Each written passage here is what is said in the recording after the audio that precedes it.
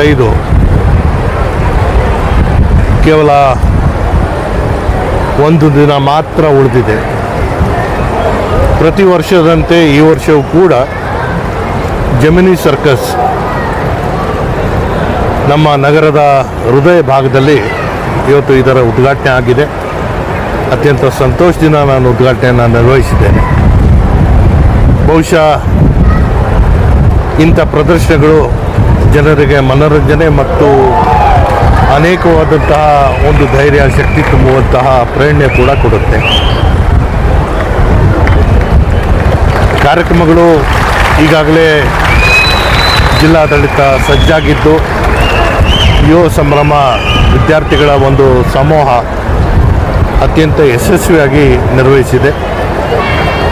ಸಾಕಷ್ಟು ಪ್ರಶ್ನೆಗಳು ಬಂತು, ದಸರಾ ಉದ್ಘಾಟನೆಗೆ ಪೂರ್ವದಲ್ಲೇ ಎಲ್ಲ ಕಾರ್ಯಕ್ರಮಗಳು ಮಾಡಿಬಿಡ್ತಾ ಇದ್ದೀರಲ್ಲ ಅಂತ. ಒಂದು ಕಡೆ ಶಾಲಾ ಕಾಲೇಜುಗಳ ರಜೆ, ಮತ್ತೊಂದು ಕಡೆ ಈಗಾಗಲೇ ಬೆಂಗಳೂರು ಅಂತ ನಗರದಲ್ಲೇ ಹೆಚ್ಚಿನ ಜನಸಮೂಹ ಸೇರಿ ದುರಂತಗಳಾಗಿದ್ದಂತಹ ಕಾರಣದಿಂದ ಯಾವ್ಯಾವ ಕಾರ್ಯಕ್ರಮಗಳನ್ನ ಬೇಗ ಮುಗಿಸೋಕ್ಕೆ ಸಾಧ್ಯ ಆಗುತ್ತೆ ಮುಗಿಸಿ, ವಿಶೇಷವಾಗಿ ಚಾಮುಂಡೇಶ್ವರಿಯ ಪೂಜೆ, ಅರಮನೆಯಲ್ಲಿ ನಡೆಯುವಂತಹ ಸಾಂಸ್ಕೃತಿಕ ಕಾರ್ಯಕ್ರಮ, ಮೆರವಣಿಗೆ ಮತ್ತು ಪಂಚಿನ ಕವಾಯತು ಇದು ಪ್ರಾಮುಖ್ಯತೆ ಇರುವಂತಹದ್ದು. ಇದಕ್ಕೆ ಹೆಚ್ಚಿನ ಒಂದು ಗಮನ ಕೊಟ್ಟು ಕೆಲಸ ಮಾಡ್ತಾಯಿದ್ದೀವಿ. ಈ ಬಾರಿಯ ದಸರಾ ಜನರಿಗೆ ಎಲ್ಲ ರೀತಿಯ ಸುಖ ಸಂತೋಷ ತರಲಿ, ಯಾವುದೇ ವಿಘ್ನಗಳಿಲ್ಲದೆ ದಸರಾ ಮಹೋತ್ಸವ ನಿರ್ವಹಿಸಲಿ ಅಂತ ಹೇಳಿ ನಾನು ಆ ತಾಯಿ ಚಾಮುಂಡೇಶ್ವರಿ ಪ್ರಾರ್ಥಿಸ್ತೇನೆ. ಜಮಿನಿ ಸರ್ಕಸ್ ಉದ್ಘಾಟನೆ ಮಾಡಿದರೆ ನೋಡಿ, ಇಂಥ ಪ್ರದರ್ಶನಗಳು ಸಾಕಷ್ಟು ಸವಾಲುಗಳನ್ನ ಎದುರಿಸ್ತಾ ಇದೆ.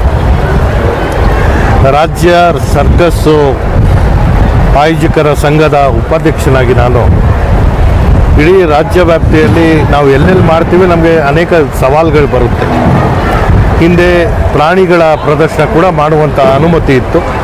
ಸರ್ವೋಚ್ಚ ನ್ಯಾಯಾಲಯದ ತೀರ್ಪಿನ ಅನ್ವಯ ಪ್ರಾಣಿಗಳ ಬಳಕೆ ಮಾಡುವಂಥದ್ದು ನಿಷೇಧ ಆಗಿದೆ.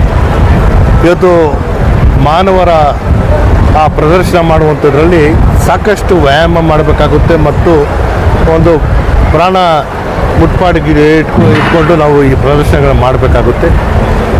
ಇಂಥ ಕಾರ್ಯಕ್ರಮಗಳು ನಮ್ಮ ಈ ನಗರದಲ್ಲಿ ಆಯೋಜನೆ ಆಗಿರುವಂಥದ್ದು ಅತ್ಯಂತ ಸಂತಸ ತಂದಿದೆ. ಈ ಕಾರ್ಯಕ್ರಮದ ಮೂಲಕ ಜನರಿಗೆ ಹೆಚ್ಚಿನ ಮನೋರಂಜನೆ ಸಿಕ್ಕಲಿ ಅಂತ ನಾನು ಆಶಿಸ್ತೇನೆ. ಸರ್, ಈಗ ದಸರಾ ಉದ್ಘಾಟನೆ ಸಂದರ್ಭದಲ್ಲಿ ಸುಪ್ರೀಂ ಕೋರ್ಟ್, ಹೈಕೋರ್ಟು ತೀರ್ಪು ಕೊಟ್ಟಿದೆ.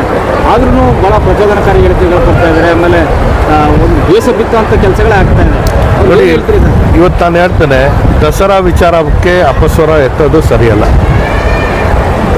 ಕಾರಣ, ತಾಯಿ ಚಾಮುಂಡೇಶ್ವರಿಯ ಪೂಜೆ ಮೂಲಕ ನಾವು ಪ್ರಾರಂಭ ಮಾಡುವಂಥದ್ದು.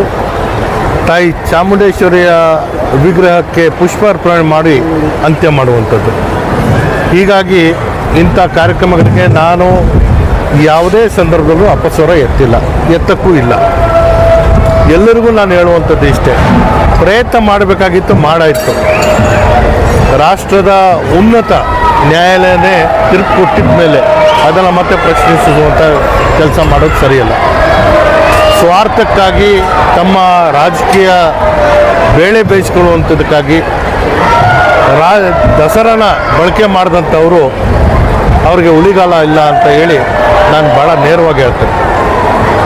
ಈಗ ಯತ್ನಾಳ್ ಅವರು ಹೇಳ್ತಾರೆ, ಅಲ್ಪಸಂಖ್ಯಾತರಿಗೂ ಚಾಮುಂಡೇಶ್ವರಿ ಪುಷ್ಪಾರ್ಪಣೆ ಮಾಡೋಕ್ಕಾಗಲ್ಲ, ದಲಿತರಿಗೂ ಆಗಲ್ಲ. ಹೆಂಗೆ ಸಂವಿಧಾನದ ಅಡಿಯಲ್ಲಿ ಎಲ್ಲರೂ ಬರ್ತಾರೆ, ಆದ್ರೂ ಅವರು ಸಂವಿಧಾನದ ನಂಬಿಕೆಯಿಂದ ಮಾತಾಡ್ತಾರೆ ಹೆಂಗೆ? ನೋಡಿ, ಮೂರ್ಖರು ಅವರು ಮಾತಾಡುವಂಥದ್ದಕ್ಕೆ ನಾನು ಉತ್ತರ ಕೊಡೋದಲ್ಲ. ಕಾನೂನಿದೆ, ಕಾನೂನು ರೀತಿಯಲ್ಲಿ ಆಡಳಿತ ಪಕ್ಷ ಸರ್ಕಾರ ಅಂಥವ್ರಿಗೆ ಕಡಿವಾಣ ಹಾಕುವಂಥ ಕೆಲಸ ಮಾಡಲಿ ಅಂತ ನಾನು ಆಗ್ರಹಿಸ್ತೀನಿ. ಆದ್ರೂ ಈಗ ಯಾವುದೇ ಒಂದು ವಿಚಾರ ಹೇಳಿಕೆ ಕೊಡ್ತಾರೆ, ತಕ್ಷಣ ನ್ಯಾಯಾಲಯದಲ್ಲಿ ಜಾಮೀನು ತಗೋತಾರೆ. ಸರ್ಕಾರ ಒಂದು ಬಿಗಿಯಾದಂಥ ನಿಲುವುಗಳನ್ನ ತೋರಿಸ್ತಾ ಇಲ್ವಾ ಹೆಂಗೆ ಸರ್ಕಾರ? ನೋಡಿ, ಇರುವಂತಹ ನ್ಯಾಯಾಂಗ ವ್ಯವಸ್ಥೆ ಅಥವಾ ಆಡಳಿತ ವ್ಯವಸ್ಥೆಗೆ ಪ್ರಶ್ನೆ ಮಾಡುವಂಥದ್ದಲ್ಲ.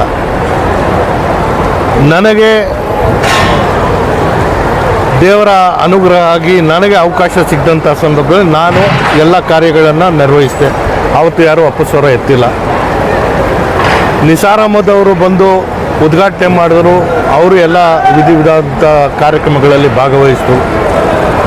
ಇವತ್ತು ಬಹುಶಃ ನಮ್ಮ ಮಾಜಿ ಸಂಸದರು ಅಧಿಕಾರದಲ್ಲಿ ಇಲ್ಲದೆ ಇರೋದ್ರಿಂದ ಭಾಳ ಬಿಡುವು ಮಾಡಿಕೊಂಡು ಇರೋದ್ರಿಂದ ಈ ಎಲ್ಲ ಕೆಲಸಗಳಿಗೆ ಅವರು ಮುಂದೆ ಬರ್ತಾ ಇದ್ದಾರೆ. ಅವರಿಂದ ಇಷ್ಟೆಲ್ಲ ಅನಾಹುತಗಳು ಆಗ್ತಾ ಇರುವಂಥದ್ದು. ಯತ್ನಾಳು ತನ್ನ ಅಸ್ತಿತ್ವ ಕಾಪಾಡಿಕೊಳ್ಳುವಂಥದ್ದಕ್ಕೆ ಇಂಥ ಪ್ರಚೋದಕಾರಿ ಹೇಳಿಕೆಗಳು ಕೊಡ್ತಾ ಇರುವಂಥದ್ದು. ಕಾನೂನು ರೀತಿಯಲ್ಲಿ ಬಿಗಿಯಾದಂಥ ಕ್ರಮಗಳು ತಗೊಳ್ಳುವಂಥದ್ದಕ್ಕೆ ನಾನು ಆಗ್ರಹಿಸ್ತೇನೆ. ಅವರ ಮಾತಿಗೆ ನಾವು ಯಾರೂ ಕಿವಿ ಕೊಡಲ್ಲ. ಜನರಿಗೂ ನಾನು ಹೇಳುವಂಥದ್ದು, ಇದು ಸಮಯಕ್ಕೆ ಬಂದು ಅವರ ಬರೀ ಪ್ರದರ್ಶನ ಮಾಡ್ಬಿಟ್ಟು ಹೋಗೋರು.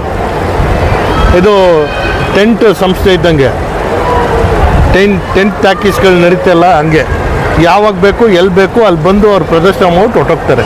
ಅಂಥವ್ರ ಮೇಲೆ ತಲೆ ಕೆಡಿಸ್ಕೊಳಕ್ಕೆ ಹೋಗಬೇಡಿ. ನಾವೆಲ್ಲರೂ ಜೊತೆಗಿದ್ದೀವಿ, ಜೊತೆಗೆ ಬಾಳಿ ಬದುಕುವರು. ಈ ನಾಡು ಕಟ್ಟುವಂಥದ್ದಕ್ಕೆ ನಾವೆಲ್ಲರೂ ಜೊತೆಗೆ ಹೋಗೋಣ. सर फिर एक बार आपको 2025 में दशहरे के मौके पे फिर एक बार आपका जिमनी सर्कस मैसूर के लिए आया है. मैसूर वालों को क्या कहेंगे आप? मैसूर कह रहे थे ये बार नया आइटम से आके देखो, सर्कस को एनकरेज करो. सर नया आइटम में क्या क्या है सर ये बार?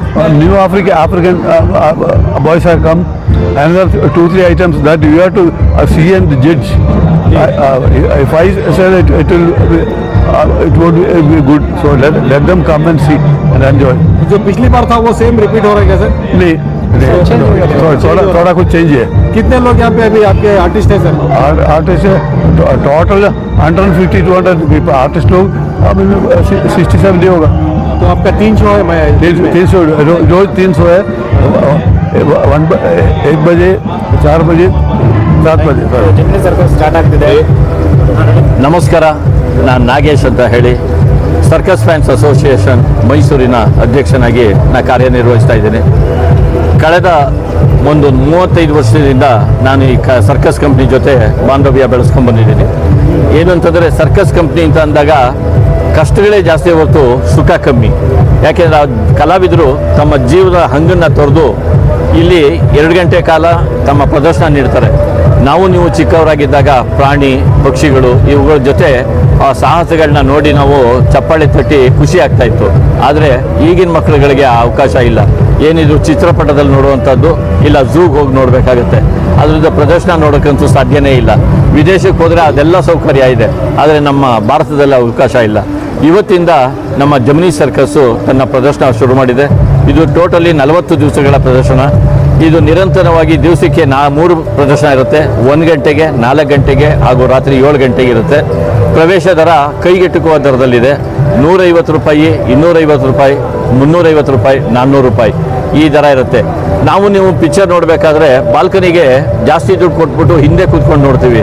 ಅದೇ ನಾವು ಈ ಸರ್ಕಸ್ಸಲ್ಲಿ ನಾವು ಜಾಸ್ತಿ ದುಡ್ಡು ಕೊಟ್ಟು ಮುಂದೆ ಕೂತ್ಕೊಂಡು ನೋಡ್ತೀವಿ.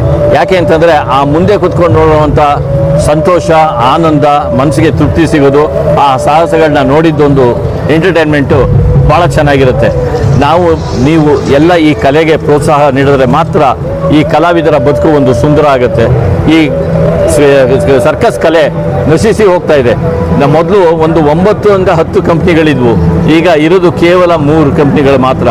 ಆದರೆ ಅವರುಗಳು ಈ ಕಷ್ಟವೋ ಸುಖವೋ ಈ ಕಂಪ್ನಿನ ನಡೆಸ್ಕೊಂಡು ಹೋಗ್ತಾ ಇದ್ದಾರೆ. ಯಾಕೆ ಅಂತಂದರೆ ಇದನ್ನೇ ನಂಬ್ಕೊಂಡು ಜೀವನ ಮಾಡ್ತಾ ಇರೋ ಕಲಾವಿದರ ಬದುಕು ಆ ಒಂದು ಈ ಮ್ಯಾನೇಜ್ಮೆಂಟದ ಜವಾಬ್ದಾರಿಯಾಗಿರುತ್ತೆ. ಅದಕ್ಕೆ ನಾವೆಲ್ಲ ಸೇರಿ ಈ ಸಹಕಾರ ನೀಡಿದ್ರೆ ಮಾತ್ರ ಈ ಸರ್ಕಸ್ ಕಂಪ್ನಿಗಳು ಇನ್ನೂ ಸ್ವಲ್ಪ ಜೀವಂತವಾಗಿರುತ್ತೆ ಅಂತ ಹೇಳೋಕ್ಕೆ ನಾನು ಇಷ್ಟಪಡ್ತೀನಿ.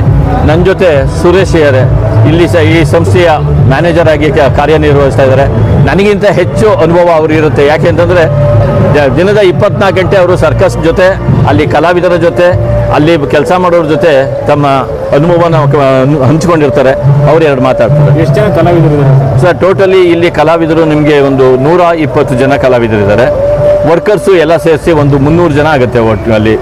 ಇವ್ರುಗಳಿಗೆ ತಿಂಡಿ ಊಟ ಹಾಗೆ ಈ 40 ದಿವಸದ ಖರ್ಚು ದಿವಸಕ್ಕೆ 1 ರಿಂದ 1.25 ಲಕ್ಷ ರೂಪಾಯಿ ಖರ್ಚು ಬೀಳುತ್ತೆ ನಮಗೆ ಇಲ್ಲಿ. ಆದರೆ ಇದನ್ನು ಹೇಳಿದ್ನಲ್ಲ, ನಿಮ್ಮೆಲ್ಲರ ಪ್ರೀತಿ ಸಹಕಾರ ಕೊಟ್ಟರೆ ಮಾತ್ರ ಇದನ್ನು ತೂಗಿಸೋಕ್ಕೆ ಸಾಧ್ಯ. ಹೆಚ್ಚಿನ ಸಂಖ್ಯೆಯಲ್ಲಿ ಬರಬೇಕು. ವಿದೇಶಿ ಕಲಾವಿದರು ಇದ್ದಾರೆ ಸರ್ ಅದಕ್ಕೆ ಸರ್? ಹೌದು ಸರ್. ಇದರಲ್ಲಿ ಆಫ್ರಿಕನ್ ಇದ್ದಾರೆ, ರಷ್ಯನ್ಸ್ ಇದ್ದಾರೆ, ಚೈನೀಸ್ ಇದ್ದಾರೆ. ಹಾಗೆ ಆಫ್ರಿಕನ್ ಕಲಾವಿದರಿಂದ 3 ರಿಂದ 4 ಹೊಸ ಐಟಮ್ಗಳನ್ನ ಸಹ ಇದಕ್ಕೆ ಇಂಟ್ರೊಡ್ಯೂಸ್ ಮಾಡಿದ್ದೀವಿ ಈ ಸಲ ಈ ಸರ್ಕಸ್ ಮೈಸೂರು ಕ್ಯಾಂಪ್ಗೆ.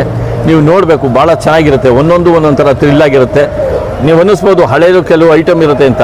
ಆ ಹಳೆ ಐಟಮ್ ಜೊತೆಗೆ ಹೊಸ ಐಟಮ್ನು ಸೇರಿಸಿ ಇಲ್ಲಿ ಪ್ರದರ್ಶನ ನೀಡ್ತಾ ಇದ್ದೀವಿ ಸರ್.